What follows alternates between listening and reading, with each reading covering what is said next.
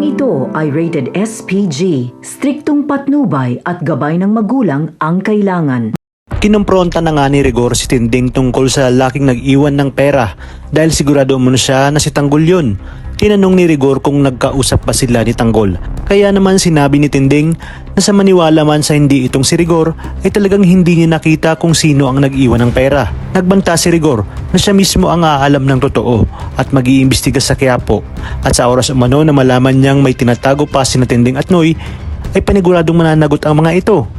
Magkakasagutan naman si Tinding at Tess dahil sa ginawang pagsusumbong ni Tess kay Rigor. Maya-maya pa ay pinuntahan na nga ni Rigor si chairman upang itanong kung ano ang pakay ng mga taong pumuntahan ng mga taga-koreksyonal. Sinabi pa ni Rigor na sakaling bumalik ang mga ito ay huwag ipaalam na nag-iimbestiga siya dahil baka makatunog nga ang mga ito. Tinanong na rin ni Rigor si Aling Mirna tungkol sa babaeng nag-abot sa kanya ng pera at kung ang ibang tropa ba ni Tanggol ay nabigyan din ng pera. Ngunit sinabi ni Aling Mirna na wala siyang alam. Kaya naman sinabi ni Rigor na sa susunod na may mag-abot ulit ng pera ay ipaalam agad sa kanya. Sa kabilang banda, sinabi ni Don Julio kay Ramon na sila na muna ni David na siyang nagpapanggap na Tanggol ang magpapatakbo ng kanilang negosyo dahil hindi naman pwedeng matitigil ang pagpasok ng pera dahil lang sa nawawala ang asawa nito.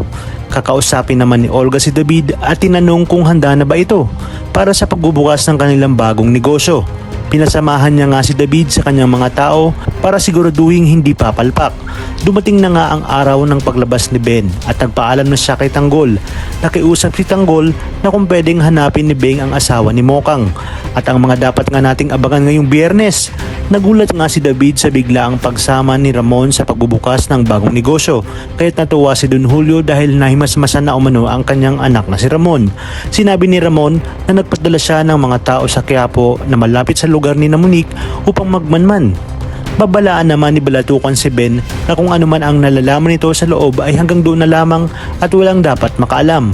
Habang si Bong naman ay pinuntahan na nga itong si Bubbles at sa pilitang hinaras. Kaya the rescue naman ng ating bida na si Tanggol at hindi na mangyayari ang plano ni Bong dahil mapapaaga ang kanyang kamatayan.